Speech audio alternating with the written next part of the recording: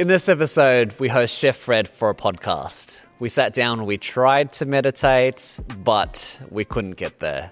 But we talk about Barangay and Palay and his mission to elevate Filipino cuisine in Melbourne.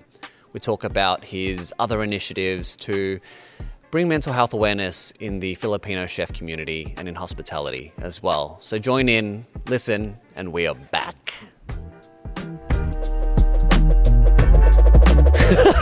I don't think we can do a meditation at this rate. I can't breathe. I was like, find your breath. I was like, I can't breathe. I'm stopping my breath. Okay, so look, let's start in a different way, right? Okay, so I invite you to place both of your feet on the ground. Mm-hmm. Okay. And finding your seated posture and putting your awareness into your feet where your ankles sit and following that up the chain from the ankles to the knees to where your hips are as well.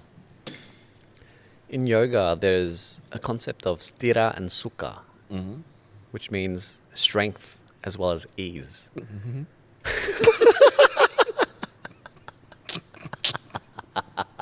You know, suka means in Tagalog, it means vomit. I'm just letting you know. All right. Okay. Serious suka. So finding a sense of strength and ease. Sitting up when you're finding strength in your spine to give you strength. And just follow my voice and the cues. You don't have to respond back as well. So finding an ease, I can see that it's maybe sitting a little tense right now. Find where you can relax just 10% more. 10% more in your current state and in how you're resting.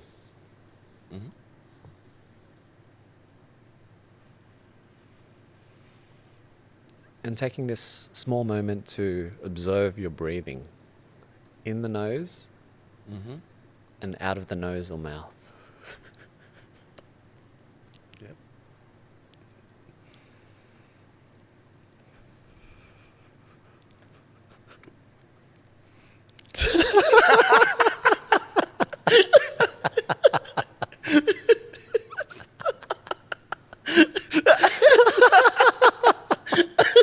I don't think this is gonna work. Hey, I'm giving it a shot, okay? I've never been good at meditation anyway. So how do you find meditation then? How do you practice ways where you flow? Oh, the thing is, like, I think my way of meditation it's a complete opposite of like being at peace. It needs to be more of a chaotic sense. So for me to focus in any way, like regardless of what I'm doing, there's always gonna be like either a background sound that's something loud, or like it's either a movie or music. It has to be something that's like something on top of the things that I'm doing. So to me, that gives me focus. Whereas like if you make me focus like silently like this, I tend to be like confused, I think. But then I keep trying. But yeah, I mean, I am still closing my eyes, kind of. The camera can see everything. That's a lie. That's all right. I was speaking. I know you can. What the hell, Jasper? Oh man, this is gonna be a fun one. This is gonna be a fun one, to say the least. You basically just like got caught in the camera, Fred. This is what you don't do, guys. Mindfulness doesn't work this way. Please don't copy it.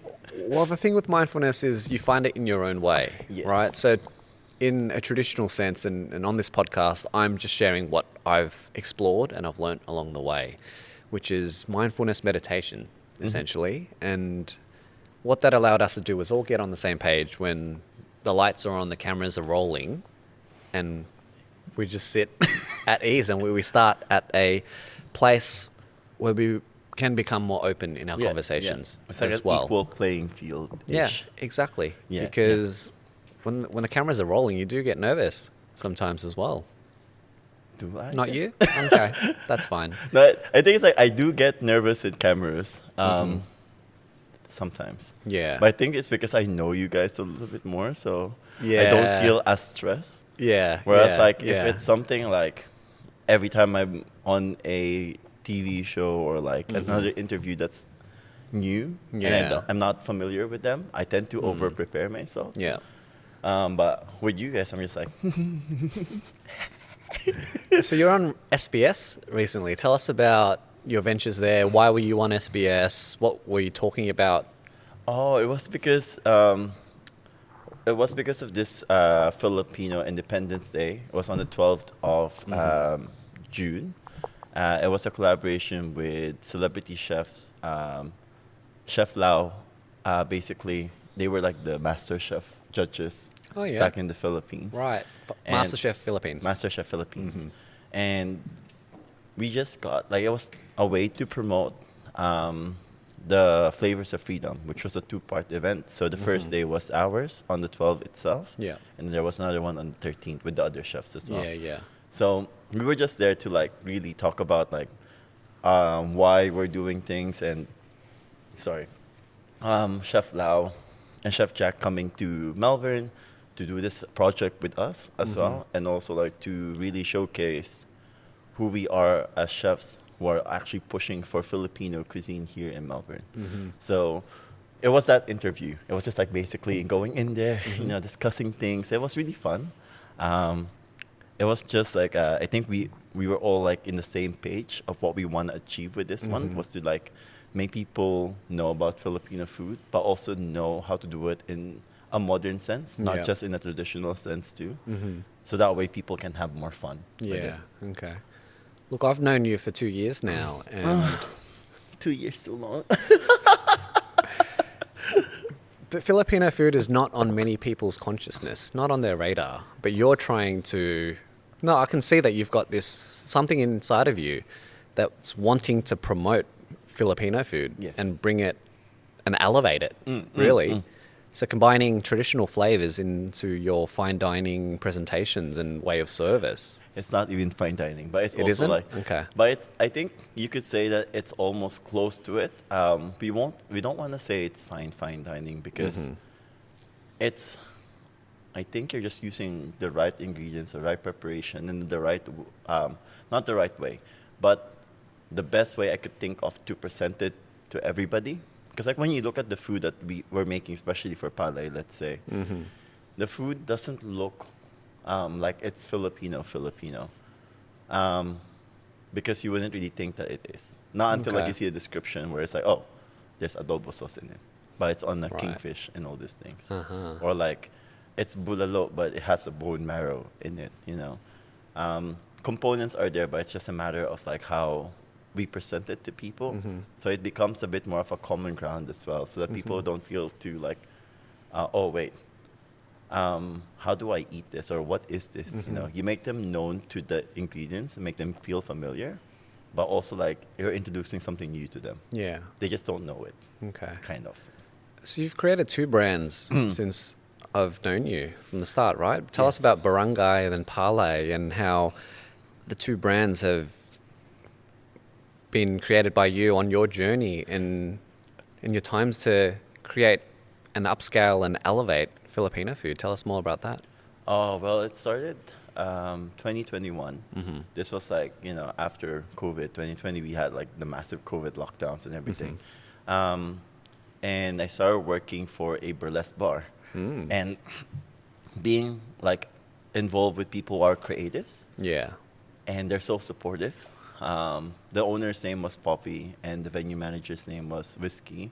These are all of their, this is like basically the artist names. Yeah, yeah. And they were the one who encouraged me to do like a Filipino night. And I was like, it was around June, July. And I was like, oh, maybe I could.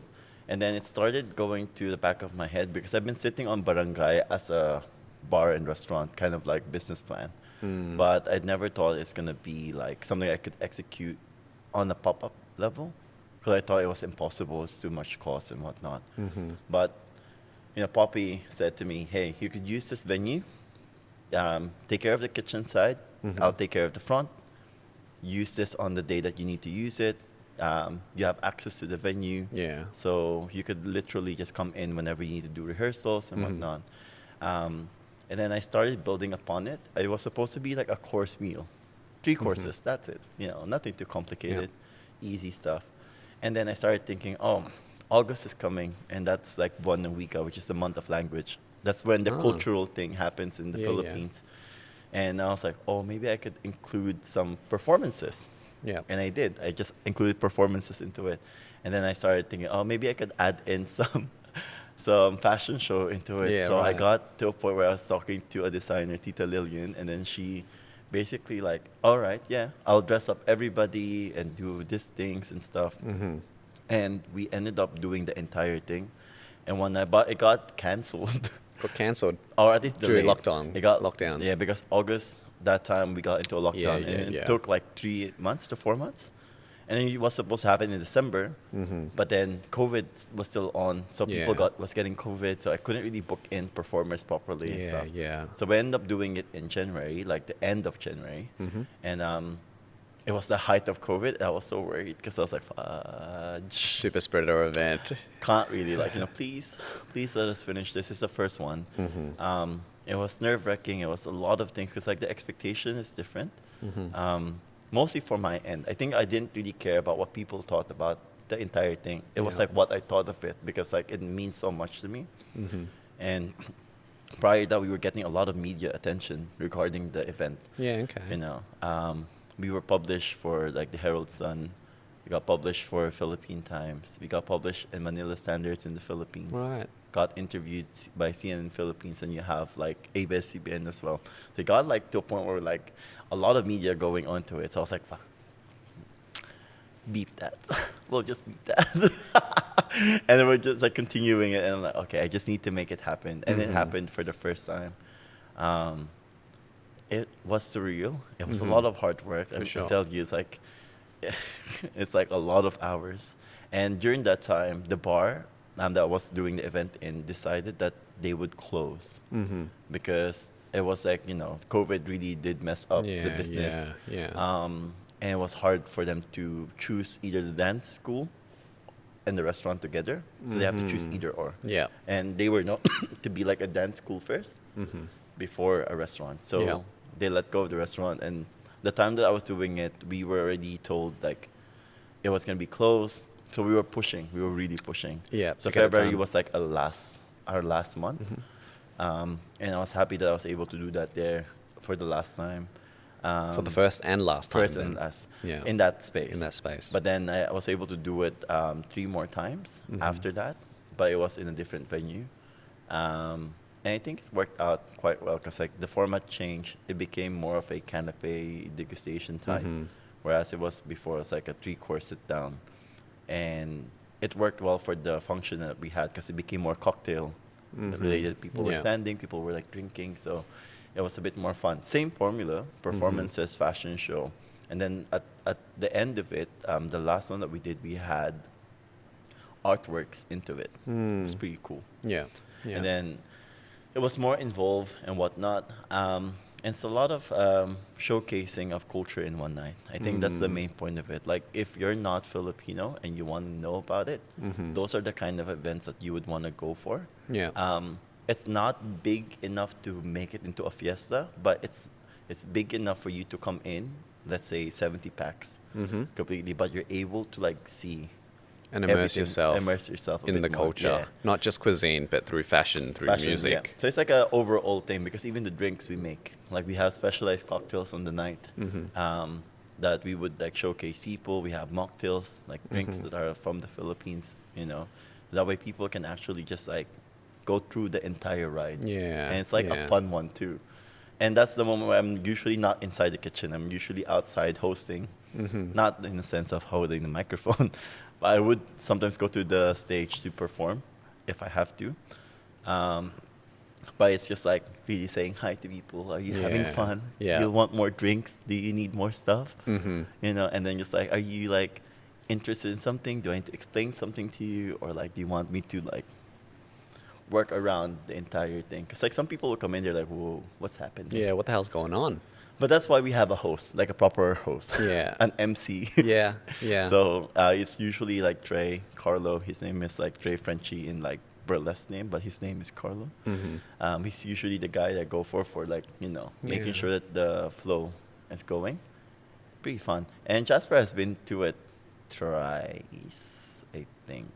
Yes. He's been to like the first, second one, and then he got to the Christmas one, and then the third last one. So tell me about the name of Barangay. When I was in the Philippines last, I would see barangay halls around the place. Barangay means small village, and in the Philippines it's like sections. It's like basically how you say council here. Okay. Yeah, so it's like the same thing, but council here spreads a bit bigger. A bit wider, yeah. It's wider, where barangay it's in a smaller scale. Okay. So you get to like barangay San Jose or something, and then you just have different sections of barangay, in even one city too. Yeah. Like you'll get to like maybe Parañaque and there's like 100 barangays. Right. You know. So a meeting place for people, for local people, barangay, people. barangay hall is the Yeah. place, the meeting place, and what would would you do there? You would do everything. Like basically for barangays, it's the same way where if there's an event, they would do like fiestas there, they would do like all the celebrations there, and you would say in barangay this one they're doing this, in barangay this one they're doing that. So it's kind of like one of those things where it's the community itself. Yeah. So from the start, it sounds like you were encouraged by your manager or some other people to showcase Filipino culture. They've just believed, they basically believe in me personally, in anything that I do. Yeah. Usually I'm the first one to doubt myself in anything that I do. I'm not the best supporter of myself. Sometimes I'm actually the worst enemy of myself as well.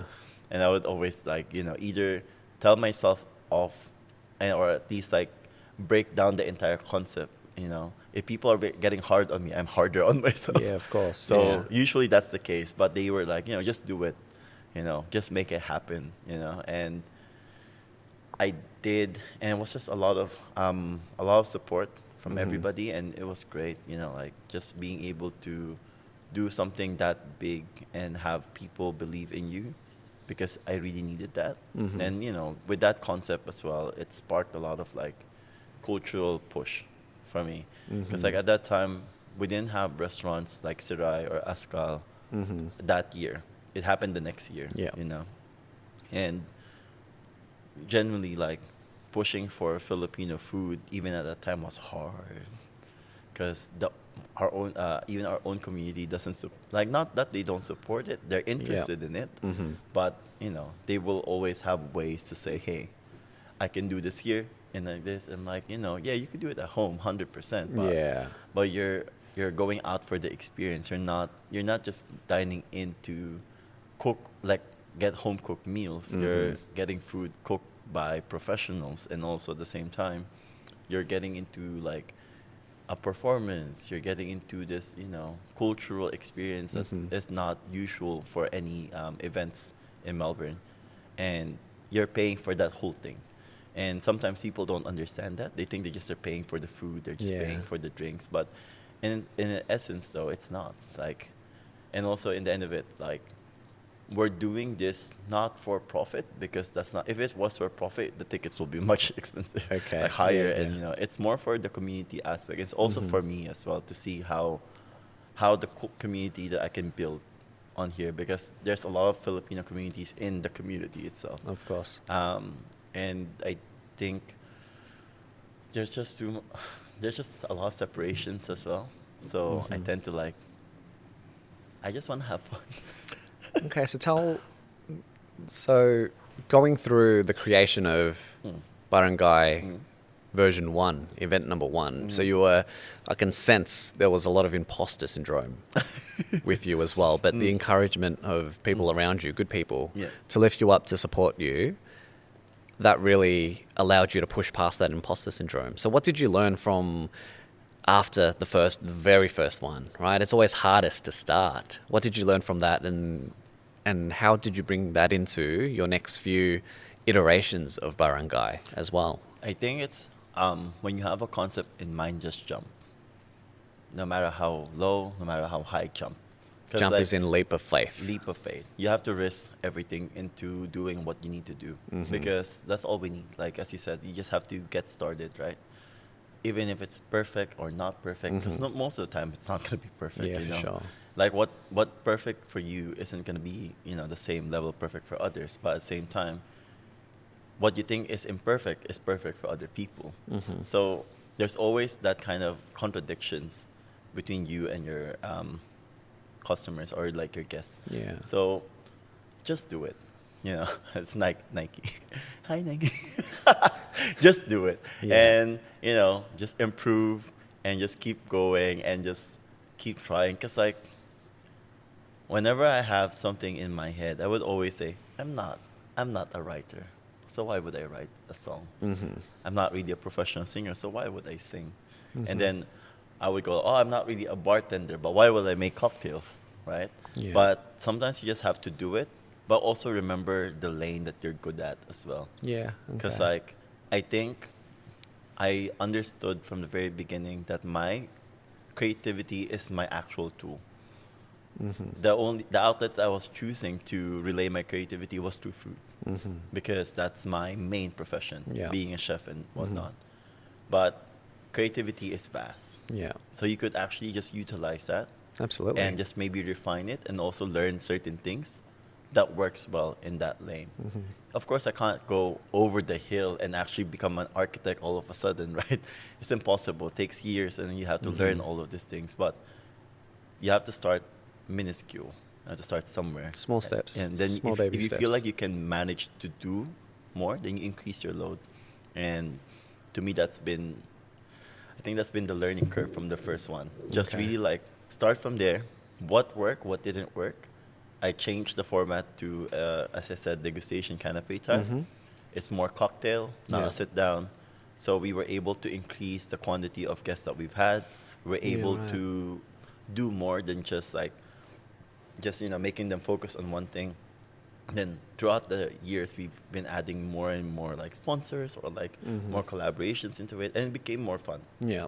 I think that's the whole point of it, like making like the goal of it was to like bring the community together, or at least a certain community to start. Yeah. And then at the end of it, there was a lot more people involved, and the connections was growing a bit bigger, and generally it was just really fun. Like, as much as I would say like it's exhausting, it is. The last one was like Christmas, and the worst thing that was ever to happen was I had COVID. You had COVID. I had COVID before the event. And on the day, I got negative. And I started like 7 o'clock in the morning Yeah. to prepare for this. And then literally throughout the day, I was finishing until like 11. PM. And I just started. Like I just finished COVID, but also at the same time, it always stays. You always feel like, you're dying and stuff. I was pushing myself in Nurofen. Pop a Nurofen to get you through the day. In between. Yeah. In between, you can see me running around, serving guests, entertaining people. It was a lot of work, but people don't know that. They don't know that. I'm just like smiling. I'm like, how are you? Welcome to Barangay. Welcome to Tambayan Pasko. Which seat are you? Can I sit you here? It was a lot of those things, but that was the last Barangay event so far. And then I moved into like doing Palay. And that's a recent one. So what inspired you to go from Barangay into Palay? Because you mentioned you started Barangay with a sit-down service, 3-course meal, but you would add on the entertainment side of things. But with Barangay, you were floating around, you were mixing and mingling and out in the open. But from what I've seen with Palay, you're in the kitchen, you're in the back, you're serving food, you're plating up, you're running the service behind. The thing is like, I think it was a moment of like showcasing myself as a chef. Because like most of the time, people think I'm a barista. Apparently, I look like a barista. When you meet me, I look like a barista. I don't look like a chef. Maybe because I'm too talkative. And then I'm way too nice, I think. So they think I'm not a chef, which is really funny. I'm like, okay, fair enough. I see it. Maybe it's the haircut. I don't know. Well, in your Instagram stories, you're posting pictures of onion coffees and your latte art every morning? Because I'm practicing, bro. Uh-huh. That's what you call practice and determination. Sometimes I would get it right. It would look Yeah. like a heart. Sometimes. Yeah. It would look like a butt sometimes. But yeah, no, I think with Palay, it was more like just wanting to focus on the food and drinks. Yeah. Whereas like Yep. a barangay is like a full celebration. Mm-hmm. That's the reason why it's an event rather Gotcha. than a restaurant. You know, it's not a restaurant per se. It's a whole like, it's more entertainment. It's more encouraging you to know several factors Yeah. of the culture. But then for Palay, it's really just about the food and about the drinks. And I think that's where my focus is at the moment. I just wanted to do something that's easier for me to do than barangay. Don't get me wrong, barangay is still something that I want to keep going towards too. But I do want to have like a little bit of a wee break because at the same time, I can't do both at the same time. Okay. If I do them both, I think there's going to be like a mix into it and be like confusing for some people. But for me, it's just like at the moment, food and stuff has done me well. Yeah. So I just want to keep going and then, you know, prepare for the next season, which is spring. So what's the vision of Palay? What does Palay mean? Palay means unhusked rice. And because rice is life, that's where you go. You can't really say anything wrong with that. And then, you know, I think the name itself is like, it's very Filipino. And it's nothing too complicated. It's Yeah. one word. And you think, oh, yeah, rice. Because you're Filipino. Well, I'm Vietnamese, all right? Yeah, And you're rice is still life. Exactly. Whenever I eat rice or even noodles, it's just the food of our people, Yeah. right? But it's also like a combined thing for Southeast Asia. Asians in general, not Southeast Asians. Asians in general, Including India including as well. India. Yeah, where you have rice as Yeah. one of your staples to have, and to me that says a lot. Yeah. To like what we want to do at Compass in Palay, because at the end of the day, we just want to give you good food with rice. You know, we will always have rice. Hells yeah, I'd be sad if we don't have rice. Man, I almost thought about it one time and I realized, yeah, steak and rice would go well. I remember we shot an episode of Dishes and Dialogue. Yeah. We cooked adobo Without rice. without rice. We don't have a rice cooker. Oh no, Richard had the rice cooker. But you could see throughout the episode I was asking for rice. I was Yeah. hinting it. Yeah. And there was no rice. We ate adobo without rice. I was a bit sad. Well, we could have asked for rice. It was an Asian household. I did ask for rice. But they don't know where the rice is. Is it my house? Of course not. It was our first episode. So tell me about Dishes and Dialogue. How did the concept enter your head? You've always wanted to do a cooking show, right? I've always wanted to do one, yes. Because I Yeah. thought, you know, it's going to be fun. But I thought it was like, I want it to be like a cooking show that discusses stuff. Yeah. So to me, it's like if we were doing something, like we're just catching up and we're learning along the way. Like the main focus is to really like do things together, but also showcase the food that we're showing. And it started, actually, the funny thing is like Jasper, Alyssa, Elliot, and I met in the Philippines. Yeah, Coincidentally, we were staying in the same area too. Yeah, right. And also we're going to the same island. We were going to Palawan and Lido and everything. And then Jasper and I started talking. And we were like, oh, you know, we should do something. You know? Yeah. At first, I thought it was going to be like the OKIRU podcast again. Like doing this and sitting down with you guys, Yeah. having a chat, having a laugh. Yeah. And then I floated the idea to him, say, hey, you reckon you'll be keen to do like something more like a cooking show setup and everything? And for some reason, just pieced together. And then we started like brainstorming and having meetings with you guys. And then we did like the first episode unscripted. Nothing was scripted. I don't even know how we survived that episode. I don't know how we did that either, Yeah. but it was a lot of fun. It was a lot of fun. It was so much fun. So it started from there, and then like just having the right time and the right people come into place, because like it's generally a passion project, right? Yeah, Like, if yeah. I wanted this to be something to be like, you know, like produce, I would have to hire people, and I'm broke. So say that to yourself. I'm broke, so don't spend unnecessary stuff. Remind yourself. check your bank account. Anyways, I'm checking my bank account. So what was your vision for Dishes and Dialogue at the same time? I know it's like the child of all of us, right? Coming together and thinking about what we could do, but it was completely unscripted. We just wanted to cook adobo. That was the only goal. Cook adobo and then see what happens. I think it's like, for me, the goal of Dishes is to just have fun Yeah. while learning a culture. True. It doesn't have to be Filipino. It can be Vietnamese. We showed some Vietnamese stuff. Yeah. And it could be any culture that's underrepresented, I reckon. Like, I think that's the best way to do it. Yeah. Or if it's represented enough, then we just do a little bit of it. Because it's all about learning, right? And experiencing it for yourself.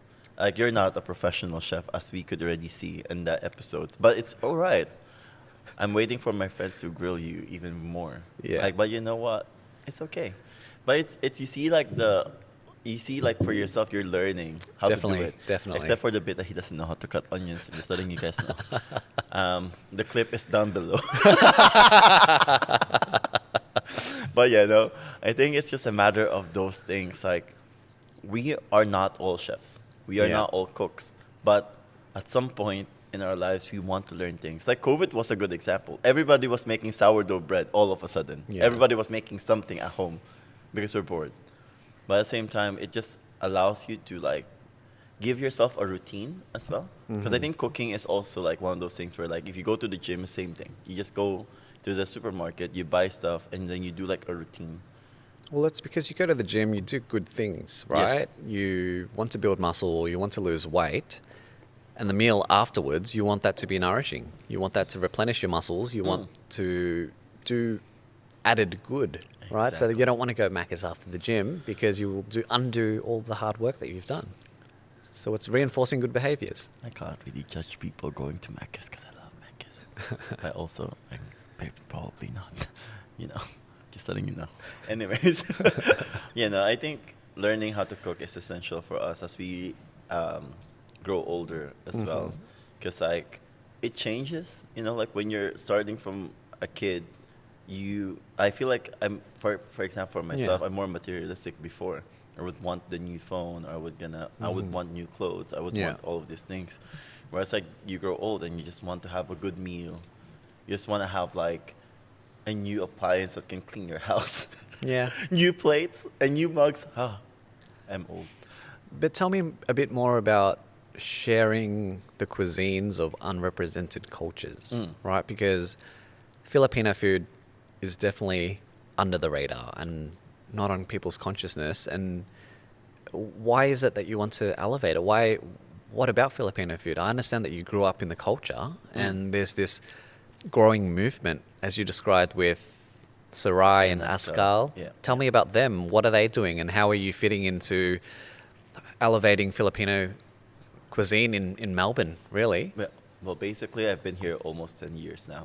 Moved here when I was 19. I just turned 19 and everything. Yep. And, like, someone who's young and everything, you can't really feel, like, comfortable in the country that you're in.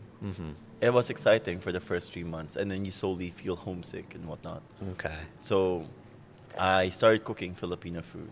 I started cooking my adobos, my arroz caldo, making my own bread, pandesal, basically. Oh, pandesal. Are you getting trauma? Anyways, it started from that. And then, I started becoming professionally known to be a chef or a cook here in Melbourne. And all of my chef friends will always ask me, hey, you're Filipino, right? Yeah. I question myself sometimes because I'm always, people always say you're either Indo, Malay, Thai. So which is really, really, like, Singaporean sometimes. I'm like, you always sound like that. Anyways, but they always ask me, where's the best place to eat Filipino food? And I always think, is there some? Because I don't know as well. Okay. I would actually find out that's on the far west, like here in Sunshine. I forgot. Lutong Pinoy, I think that was the name of the restaurant before. Yep. And it changed to something else. I can't remember anymore. Okay. And then I couldn't really recommend anything because I don't know as well. Yeah. So I would always say I could cook it for you guys. I could just make it for you guys. We could have dinner and whatnot, and then that started it. Yeah. And when people keeps asking you where to go, and you don't know where to say, like where to go, then it's hard. And then as I go into it, there was one restaurant like in West Footscray, Chibog. Chibog. But Okay. they just recently closed. Did they? Yeah. Why? Janine, the owner, needed time to take care of her family first and Right. focus on the family, which is fair. They've been operating for years now, and they had a good run. They were one of the first restaurants I would always say, "Hey, go to this one." Or I discovered the ones in Footscray, a hole in the wall. You could just go into it. And then at the time, the earlier times were like GJ's. They had it in the city, like near the market, Queen Victoria Market. Yeah. So I would recommend that.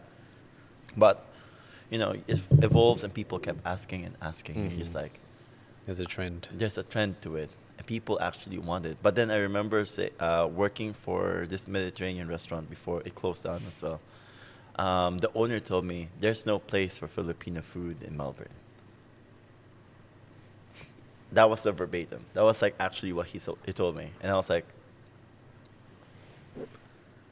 middle finger. Think of the middle finger. Anyways, he told that, and I was like, I felt challenged. Like he was taking a stab at you Yeah. and your culture and your people. But also like it's more like you know what? I'm gonna show you that it can work. yeah. Right? Yeah. It took me years. I started building the business plan for Barangay first. And it was like a dream to make it happen. I did fall into like bad partnerships in a sense because I Right. was young. I was naive. I just thought if I said yes to these people and they say they're gonna back me up, it will happen. They didn't. And it was just, a lot of terms. But I've learned from that mistake. Yeah. And then as time goes by, I was able to like find my way into it with Barangay and Palay. And now Filipino food is starting to have like a little bit of a leg in It's Melbourne. time. Yeah, and then that's where Sirai comes in. It started with Sirai first, and it had the wave of things. But with Sirai, it's a mix as well. Tell me about Sarai. Because Ross I think he's Indo-Filipino. So his culture is mixed with that. Yeah. So he had those two things combined, and he represented Alright. it in a way in this like, it's not too fuzzy. When you look at the food, it's like it's simple. Like What do you mean by fuzzy? Fuzzy food. I would say like there's too much going on the plate. Like it's almost close. Like if you're like people are starting to digress from like overly like creative food. Yeah. I would say, if that's that way. Like not creative in a bad way, but it's just too much. Too things much going yeah. on. Where people want Senses this, overload. yeah, sense overload. You just want something simple. Like you would want a beautiful steak with a sauce and maybe an oil Yeah. and maybe a salt flake or something. But the sauce is different. People want that at the moment. They want simplicity now. They don't want to be like doing this mental juggle in their head and trying to learn all of these things in one night. They just want to eat good food. And I think that started with Sarai. And then they did really well. They had the hat. Yeah. They were featured in MasterChef too. And Okay. then along the way, before that, you have Cariton. The ice cream. Sorbetes, the ice cream. Yeah. So it represented Filipino flavors for that dessert-wise. Yeah. And they did really well. They started in lockdown, actually. We had their first, they were doing an ordering system. Yeah. And they would sold out. They would sell out really fast. And Yeah. my sister at the time, she was just watching the website so that we could order like a few tubs. Yeah, yeah. And we did, and it was well. And then they opened, and it became good. Like now they have multiple shops everywhere. And the same owner, Kuya John, opened up Askal. So same owner of Cariton is Ascal. Yes. Okay. And now they have a restaurant. Now Yeah. Askal is a bit more on the fine dining scene, but it's just really showcasing Filipino food in a different manner. Because like what they're doing is like they're using the ingredients they can here to use here, and also like concepts that are like similar to Filipino food, but just techniques are different. Presentation is Okay. different. Yeah. A good example would be like their mushroom arroz caldo, which is usually for arroz caldo, it's chicken porridge, but they did mushroom instead. Okay. So there's a lot of play going on, and now Filipino food is becoming a little bit, showcase Yeah. in Melbourne and also in other states too. In Sydney, there's Takam Mm-hmm. and Tita Carinderia, and then in Perth, there's Luma. Um, and I don't know about the other states. I'm pretty sure there's other Filipino restaurants Mhm. there too, but those are the names that are like making a little bit Yeah. more waves throughout Filipino food movement, basically. And where does Palay fit into the ecosystem, if you will? I mean, Palay, I think, fits in the entire scene completely because everyone's doing the same, almost similar thing. I would say like the way that we showcase our food is like the same level of everyone else's. We're not trying to compete with them, but Yeah. we're pushing hard to at least have the same quality and also like really just showcase our story because Mhm. it's all different. Askal is different, Surai is different, Takam is different. The way that Mhm. they show their food is all different. Yeah. With us, the way I function is simple. I would retain the flavors of what it is you're eating, Yeah. but just really enhance the preparations of it. Mhm. But add on a little bit of like oomph into it. Just make it a little bit fancier, I would say. Mhm. Not even fancier. I would just say like make it look better. So that way, when people see it, they're like, ooh. Just because you eat- presentation. You eat with your eyes first, right? Mhm. Yeah. And that's how we do it. We always do like 7 or 4 courses. Mhm. So that way we have a lot more to play around. Yeah. And yeah, it's just like a flow of the night. So that way you can enjoy Filipino food, like how your mom would probably cook it if you're Filipino. Mhm. But it's just a little bit elevated in like the way it's presented, the flavors are controlled, and just because we're chefs, we tend to like make everything in a systemized workflow. Because I Mhm. know from my mom's perspective, if I ask her for a recipe, just a little bit of this, put a little bit of that, I just, you know, just eyeball it, you know. Yeah, You can't yeah. eyeball it in a professional kitchen. I mean, you can, but also like you won't because You want it's- consistency it won't across be- service. Yeah, Yeah. it can be consistent, and your team will get confused. If you ask them to do something and they don't know how to do it, Yeah. you don't have the recipe for it, you're screwed. So tell me about your flavors of freedom. So Mm. that's you had your friends, your chef friends there together and celebrating Filipino Independence Day. Yeah. So we had 2 nights. Mhm. Our first night was with me, Chef Lau, and Chef Jack Yeah. with Epoca. That's with Palay. And then the second day was with Chef Morris, Chef Michael, Chef Princess, and Chef. Oh my God, I forgot his name. Oop, oop, oop. I know the last name, which is really bad. Go for it. Nakua, Chef Nakua. I'm so sorry, don't kill me. But yeah, no, it was 2 nights. So first night was only the 3 of us, and then on the second night it was at least 6 of them Yeah. for that night. And the way that it functioned was it's both 6 courses for the night, Yeah. and we were selling it different ticket prices and different produces as well, different dishes for the Yeah. 2 nights, and it was really fun. I think. Chef Lau and Chef Jack were one of the nicest chefs I've ever worked at, knowing that they're celebrities as well. Yeah. Which okay. is, usually with celebrities, you always tend to be like cautious, I would say. Right. Because I would assume they would have a massive ego. Like, Mhm. that's what it is. Like for me, You assume that's why you assume I would assume. due to their big profile. That's all. Yeah, because like, I've dealt with other like celebrities, Yeah. like chefs, and some of them are not nice, but it's okay. I won't say who it is. They're just not as accommodating or anything, and there's just a different expectation overall. But this one was pretty nice, Mhm. and then we did it for I remember like I was in Korea prior to that, so I was promoting it from Korea. Yeah. Yeah. It was like a lot of push. It was a lot of learning curve as well, because you get to network essentially Mhm. and getting to know these people from the Philippines. It's also like really intimidating because like knowing that I've only seen Chef Lau on the TV screen when I was young. Right. Really? When I was younger, Uh-huh. when MasterChef was on. I can't remember when it was, but I do know I probably was in either like elementary or in high school. Mhm.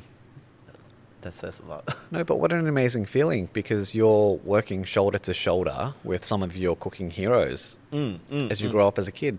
Well, the thing is, like, they were one of the people that push for, like, modern Filipino cuisine in the Philippines. They opened a Filipino fine dining restaurant then. I wasn't able to dine into it because, like, I was young.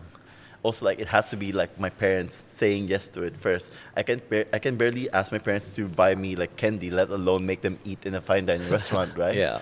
So, so that's a separate story. But, I'm just, like, grateful for the experience, I think. And really, like, the whole event actually came together because of Rain. And she basically asked me if I can be part of it too. I was honored to be part of it, also helping out a friend too. And Palay at the time was already going in a good trajectory. We just got published by Broadsheet, basically. And we were doing quite well in terms of, like, people getting to know us and knowing more about Palay, knowing more about me as well, which is really weird. Honestly, it's just a weird feeling. Because usually I would highlight other people. Yeah. That's the way Barangay functions. Like, I would highlight, like, different performers, different brands of food, and then including myself into it. But it's not just about me. Whereas Palay is a lot about me personally. And it's a weird feeling. Because I wouldn't really think it was going to happen, When you're a chef in Melbourne, you just tend to, like, do what the company tells you or what your boss tells you, and just do the work. I usually tend to, like, break out of that. So it's scary to stand out then And receive the spotlight. a little bit. I think it depends on how you perceive it. I'm more like, it's just an unusual feeling. Okay. I think to be on a spotlight, to be, like, on people's magnifying glass, there's a lot of pressure that comes into it. You want to be perfect enough for people to appreciate what you're doing, but then you don't want to be overly trying to, like, analyze yourself with every single thing, or else I won't be able to finish anything. So what I always do is, like, if it's 90% all right, go. Yeah. Because if I can't make it to 95 to 100 and it's taking me this long to think about it, good luck to me. And time progresses really fast. Yeah. And you also, when you procrastinate, right, like, it goes away. Like, one day you're just like, it's already nighttime. Yeah. Like, crap, I haven't finished this, right? Yeah. So I tend to, like, do that. Just keep doing it because I'm a doer. Why does it sound dirty in my head? So I find that fascinating, your journey from Barangay into Palay, and then focusing and elevating the cuisine and the community that you've built along the way and working with your heroes. That's really incredible.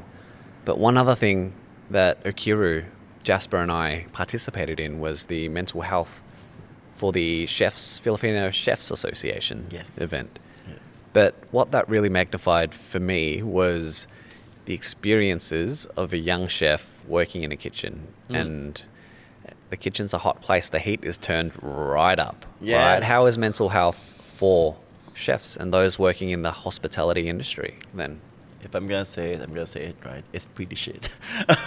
It's not the best. Yeah. Like, I would say it's the same thing for any industry in the world. But if it's in the service industry, so you put it in the sense of retails, hospitals, hospitality, anything that requires you to interact with people is pretty horrible. Because we live in a world where we feel privileged enough to always say something.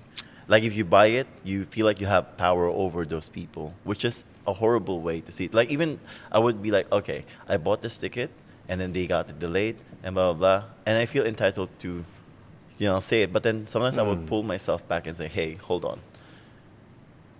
Check first if it's within your actual rights. If you think that you could actually, like, say something politely, say it politely. Okay. Because it's about being kind. It's about being just really trying to put yourself in the shoes of those people, because, like, at the end of the day, they're human beings. Yeah. They might be shit to you, sure, but still, like, why are they like that? Why are they struggling? Why are they being rude? There's a lot of things that people don't know about other people. Hence, like, if you have nothing nice to say, don't say it, right? But if you're going to say something constructive, say it constructively. Because I know for a fact that some people would send me an email, and really polite email. Yeah. They would say they're disappointed about the experiences they've had, let's say, on one of my pop-ups. But they would say it in a polite manner and give me like points blow by blow in the hopes that I could fix it. Yeah. Because they still believe that this could go somewhere. But sometimes people are not like that, and people would just, say what they want, and they don't know how much that hurt to other people. Because like personally, for me, if someone says things horribly about like what I do, I would be a bull, and like I'll feel horrible for the rest of the day. It will carry me throughout maybe a week or maybe a few days, and then I'll like really close myself up. Because it's hard. Yeah, of course. When you show yourself to the world, and as I said, you're in a magnifying glass, it burns a lot more. Yeah. Like, imagine the heat of it all. Yeah. And you're just there, you're just taking it, because you have no choice but to take it. You chose to be in that thing. But being kind has a long way to go, because people don't know how to be kind straight away. Yeah. And again, it comes from the privilege of knowing that they can say that because they feel like they deserve to say that. But mental health in general has been like an ongoing battle for us chefs, and for me personally. Hence the mental health Kalma came to be, because I want to have an event where we come in, we feel safe, we give you good comforting food, we give you like a relaxing way to like perceive an event. Yeah. It's not just about like, oh, we're just gonna sell you beautiful candles. We're not just gonna do you one thing, but we want you to feel nourished at the end of it. Yeah. And know that you're not alone. Which is always, it's cliche, because you always say that you're not alone. It is true. You're not alone in the battle. If you think that you're the only one fighting this kind of level of like mental health problems, you're not the only one. Like, for me, I have a lot of severe anxiety, but I need it as well to function. So I need a level of anxiety, but sometimes it goes way too high. That it's bad. It's really bad for you. So how do you dance that dance with your level of functioning, with your anxiety, when you're putting yourself so vulnerable on the stage, right? In terms of Palay and Barangay, Palay especially, where that's you, that's your life and your blood in front of everyone. You're showcasing it, right? And I can understand why words hurt, because you're putting your life and soul out there for people, and they do feel entitled because they've paid some money, they bought a ticket, and they can, everyone's got a taste, right? You put food in your mouth, they can judge it by their taste. There's a lot of like ways to it. Like I would break down the entire event, but also like I would say feel the feels. Yeah. Because I have to feel the feelings. And then when I feel like I'm already a bit away from it, then I dissect it, and then I improve upon it. Because at the end of the day, if someone tells me that I'm horrible one day, and I said to myself, you know what? I don't know what to say. I almost said it. I did say it a while ago, but it's like this one's going to be too parting and it's like too much. Anyways, I would say, fudge this something, I'm going to quit. I'm going to move on. I'm not going to be a chef anymore. I'm not going to cook. I'm just going to stop doing food. If I said that to myself, I would like remove 13 years of hard work to be on this level. Yeah. And it'll be quite disappointing. So I would have to feel it, go through it, improve, listen to what they are saying, because like at the end of the day, some bits are true. And you can't really just say, oh, you just didn't have the taste bud for it. No, that's not the case. Yeah. Were you good that night? Do you think that you did well? Is the service great? Were the team were everyone in sync? Yeah. Probably not. But you can just improve. That's all you can do. And even then, the owner of Epoca, Angie, told me, this is good. Because you're not even open yet. You're not even a full restaurant yet. Yeah. So the pop-ups are a good way to test the market. Yeah. And also to really like understand our brand identity as Palay. Because I know it's Filipino, 100%. Yeah. Yeah. But do I know how we want the service to be? A little bit, yes. I'm seeing it clearly. After like one of our nights, it wasn't that great. I must admit, there was like a lot of like communication errors between the front and the back. And if the front is blind, the back is blackout. We have no way to know who's sitting down. We don't know which Right. table needs this food if no one's communicating with us. Yeah. So that happened, but we moved on from it. And the recent one, not a lot of people came in, but it was a good amount of people. And we improved upon the service that we were giving. Yeah. We were explaining things even better. And the comments that are important to me, especially if you're Filipino, is Yeah. like, this tastes like how we would eat food. Tastes like home. Tastes like home. It tastes like home. Yeah. But not in like a, oh, it's cheap, or like it's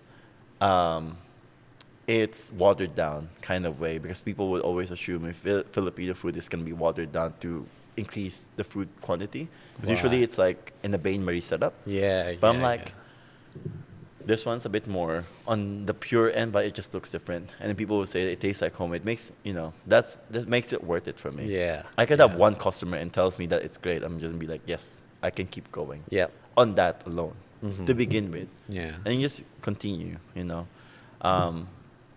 And that is why I keep doing it.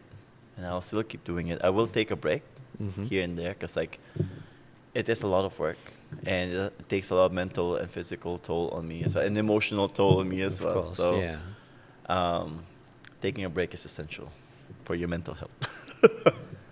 So the thing with being a chef is that it's not all about the food, right? Because you're also worrying about service, how that looks at front of house, back of house, all that cohesiveness and in perfect harmony to get it in the back of the kitchen onto the plate of the customer themselves. How do you organize all of that in perfect harmony? Well, the thing is, like, I think on my case, because I started doing my own side business with Barangay and Palay, where it's really like me entirely controlling the spec. It's not just a kitchen End to anymore. end, yeah. Yeah, I'm just not like in the kitchen. There's a separate front of house manager taking care of the front for me. I'm taking care of both. So it's really staffing and also trusting your team, having a lot of like time to brief. Sometimes things happen, like Yeah. people will get sick, people will be late because of this, and you really have to like run with it, but at least have the bones. Because like most of the time, the people that I work with are people that I've had since the beginning. So I would have, let's say, Arjun, which was my sommelier and bartender and slash waiter as well. Yeah. He was with me from the very beginning, and I have Ashley as well, who's been a waiter for me, for my private chefs, and Yeah. also like barangay in general. So she would know how the flow of it as well.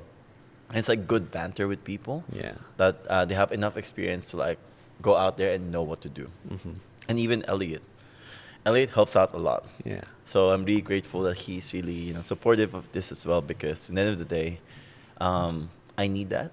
Yeah. Because sometimes I would wake up and I would feel like, can I do it? Yeah. And then I'm just like, please just give me a little bit of strength, and I will have like a laser focus scenario where I'm just like, my goal is to get this done, finish it at this time, and then really push. So that way I can go home and rest. Yeah. Because at the end of it, you're the one cleaning, you're the one packing down. You're doing everything. So Yeah. you want to be mindful of the timing of it all. But yeah, it's all about just really preparing it completely, having enough people to understand it, and then laying down all the information as much as you can. And sometimes it's really hard, but you have to, or else it goes dead. But it sounds like the highs are very high, but the lows, It always is. the lows are low as well, right? And in the case of you wanting to give up cooking and quit being a chef, I know it sounds dramatic, but sometimes it feels you're burning so much, you're hurting so much that it's easier to run away, isn't Yes. it? Yeah, well, the thing is that you get to a point where the industry itself, the hospitality industry, is unforgiving. Okay. I think that's what it truly is. They don't appreciate you enough as a person, as a creative or as even just like someone part of this thing, they always like, hospitality always say, oh, be part of the family. Every time someone says we're going to be part of a family, you don't treat family that way.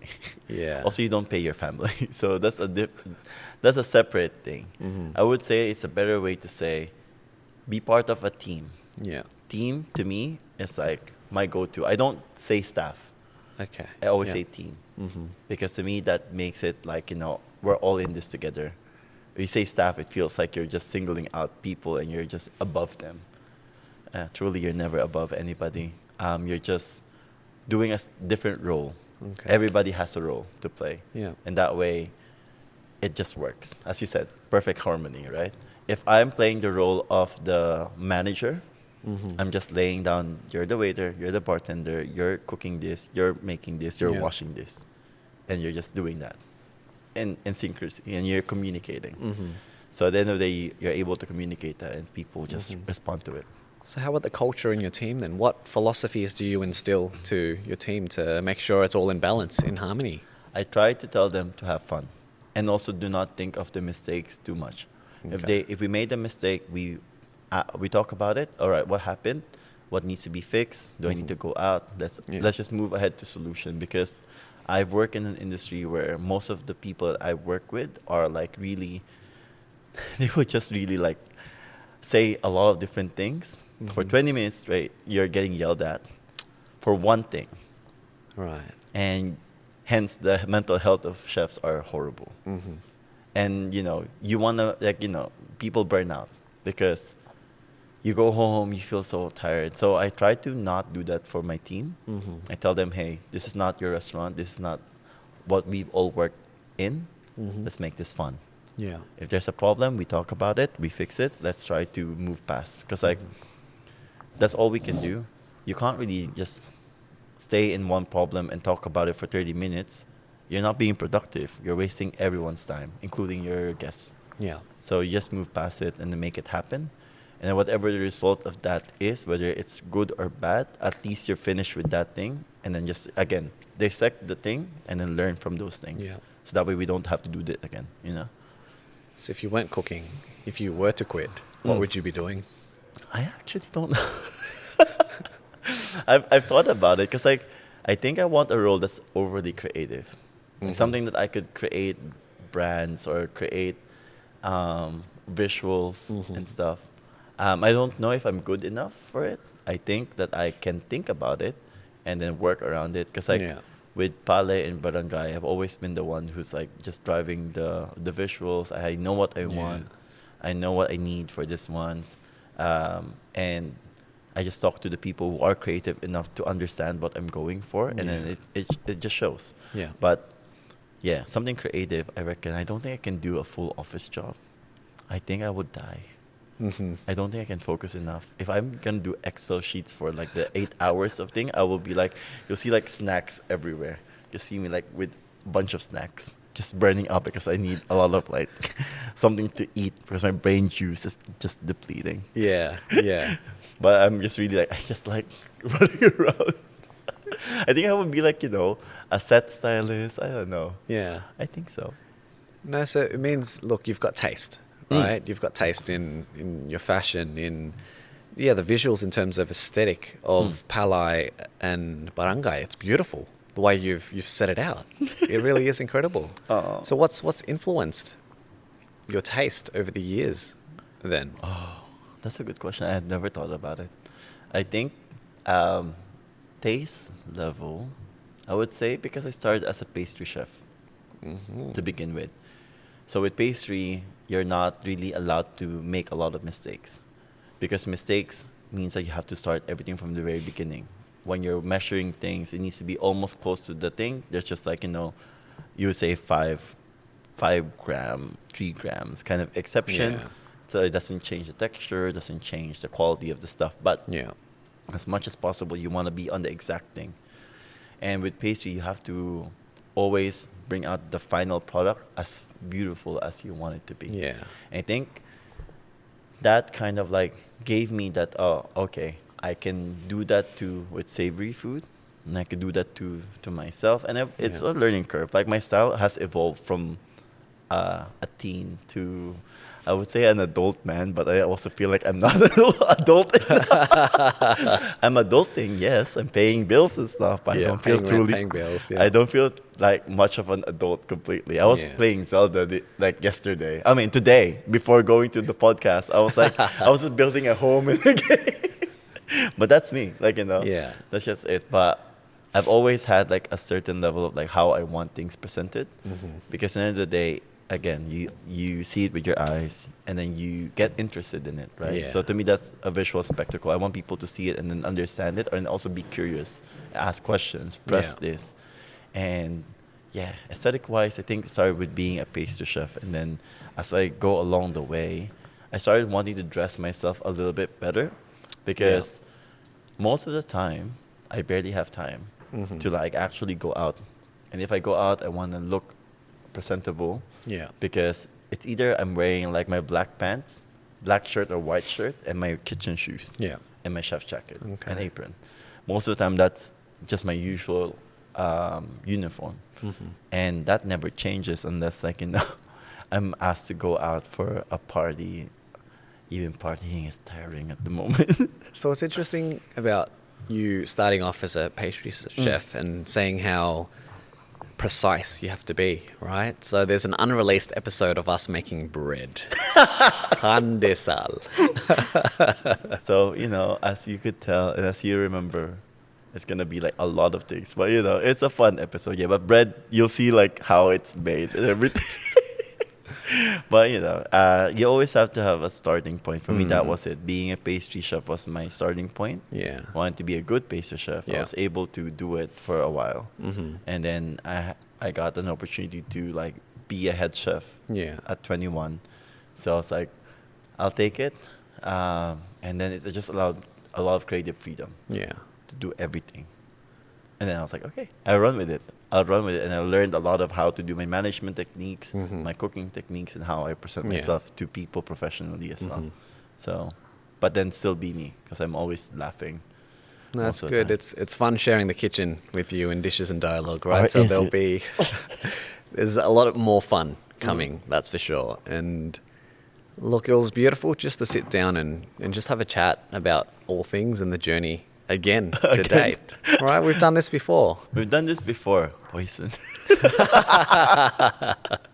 We just have to input that into the snippet as well. Poison. Poison part 2 without the actual poison. So when we end up our podcast, we ask our 3 questions, right? And it's the cornerstone of our live events and our pop-ups and our experiences as well. So the first question is, what are you grateful for? I'm grateful for the warmth in the house with the heater at the moment, because it's winter. It's so cold. Yeah. And just being able to like, not freeze to death. That's really pretty much it. I don't like winter. I'm a summer boy. Yeah. I like the heat. Well, you're Filipino, right? Yeah. You live in a tropical place. Well, you've been to the round. Philippines, so you should know. It's warm there. It's beautiful. It's warm. Yes, exactly. But you sweat a lot. Well, it's humid, so pretty much. The second question is, what have you realized? Ooh, I realized that I could do a lot of different things as long as I put my mind into it. I think throughout the time, as long as I'm committed, it happens. Dishes and dialogue happen. Palay happened. Yeah. And now I'm making my book. Ooh, who said that? I'm typing one page. It's not even that long. Oh, you're writing. Yeah, writing, which is hard. I need a lot of focus to make. All right, get your snacks ready, right? Oh, trust me, all the snacks are gone on one page. Yeah. And third question and last one is, what is a question that you ask yourself? What can you improve on? Because like you don't want to get stuck in one thing. You want to learn new things. And right now I'm actually learning how to put together presentations, like pitch decks and whatnot, how to present it to people. I don't know where it's going to take me, but it's been helpful for getting sponsors or like getting people to understand my branding or my brands in general. So I'm learning that more like a digital digital like stuff, and learning how to write again. Yeah. Because it's very different when you're writing a thesis compared to like writing a book. Yeah.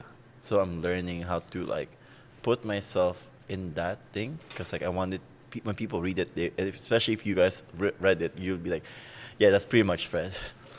I'm confused where he's going. Yeah. But he went there anyways. He got to the end. Yeah. Yeah. But I want people to like to find peace in the chaos that I make, which Beautiful. is really funny. So where do people find your work then? In terms of like socials, are we talking about socials? Yeah. I think most of the time it's on Instagram anyways. Like I think if you go to @chefred with an H, so Fhred, you'll see most of my work there. You'll see dishes, you'll see Palay, you'll see Barangay, you'll see OKIRU there too from time to time. If they'll have me. I'll think about it. Actually, I have access to their account. I can hack it. It's okay. I just have everything. It's okay. I'll just say, oh yeah, chef, thank you for coming. But I'm the one responding to myself. Yeah. Smart. Well, look, it was so beautiful to have you on. Welcome back to OKIRU, our new season of the podcast as well. Merch. And so we'll catch you all on the airwaves very soon. And thank you to Chef Fred. Peace out. Thank you for having me, guys. Hello. That's a wrap. That's a wrap.